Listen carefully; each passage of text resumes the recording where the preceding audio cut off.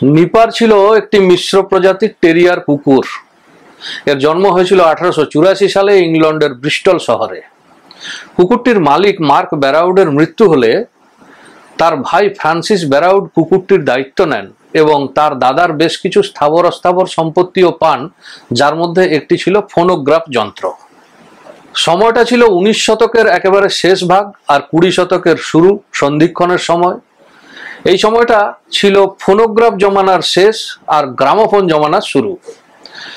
Gramophone নিশ্চয়ই সবাই চেনেন, হয়তো অনেকে ফোনোগ্রাফ যন্ত্রটির সঙ্গে নিজেকে সংযুক্ত করতে পারছেন না। তাদের উদ্দেশ্যে বলি যে শব্দ রেকর্ড করার প্রথম যন্ত্র যেটি আবিষ্কার হয় সেটি ছিল ফোনোগ্রাফ। এই ফোনোগ্রাফের আবিষ্কারক ছিলেন টমাস আলভা এডিসন।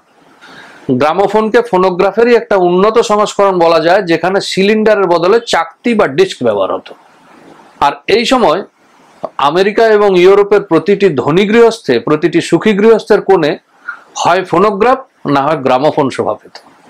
ফোনোগ্রাফকে বাজারজাত করত এডিসন বেল কোম্পানি, আর গ্রামোফোনকে বাজারজাত করত বার্লিনার গ্রামোফোন কোম্পানি। ফিরে আসি নিপার অর্থাৎ সেই কুকুরটি এবং তার দুই মালিকের কথায়।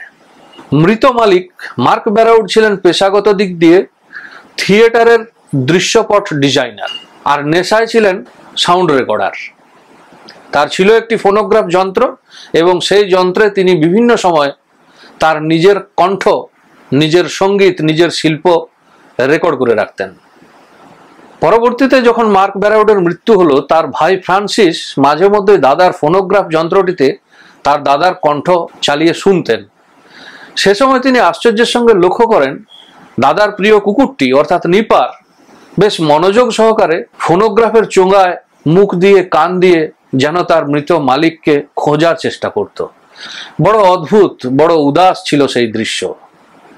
11 বছর বয়সে এই কুকুরটিরও মৃত্যু হয়। তারপর কেটে যায় আরো 3টে বছর। তারপর একদিন ফ্রান্সিস ব্যারাউড তিনি তার দাদার সেই ফোনোগ্রাফ যন্ত্র চালিয়ে দাদারই কণ্ঠস্বর শুনছিলেন আর উদাস হয়ে ভাবছিলেন যদি নিপার সঙ্গে থাকতো তাহলে সেও নিশ্চয়ই এই কণ্ঠ, এই সঙ্গীত শুনতো। ফ্রান্সিস ব্যারাউড ছিলেন একজন চিত্রকর।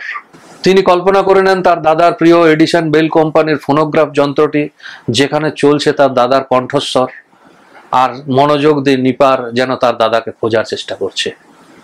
তিনি এঁকে ফেলেন সেই ছবিটি। ফ্রান্সিসের ধারণা ছিল এডিসন বেল কোম্পানির হয়তো ছবিটা খুব পছন্দ হবে এবং ভালো দাম নিয়ে কিনে নেবে। ভুল ভাঙলো যখন তিনি লন্ডনের অফিসে যোগাযোগ করলেন এবং সেই অফিসের প্রতিনিধি জেমস হগ শটান বলে দিলেন কুকুর কখনো ফোনোগ্রাফ শোনে না। ফ্রান্সিস সেদিন ফিরে এসেছিলেন। তারপর একদা কোনো কাজে গিয়েছিলেন গ্রামোফোন কোম্পানির অফিসে। সেখানে কথায় কথায় এই ছবিটি নিয়ে আলোচনা হয়। গ্রামোফোন কোম্পানির প্রতিষ্ঠাতা এবং ম্যানেজার তৎক্ষণাৎ বলেন যে আমি এই ছবিটি নিতে পারি যদি কুকুরটি ফোনোগ্রাফের বদলে গ্রামোফোন শোনে। এভাবেই তৈরি হয়ে গেল গ্রামোফোন কোম্পানির সেই বিখ্যাত লোগো আর স্লোগান হিজ মাস্টার্স ভয়েস।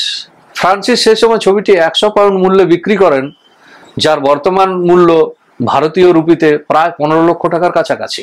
বর্তমানে কিংস্টন শহরে যেখানে নিপারকে সমাহিত করা হয়েছে সেখানে একটি রাস্তার নাম রাখা হয়েছে নিপার অ্যালে।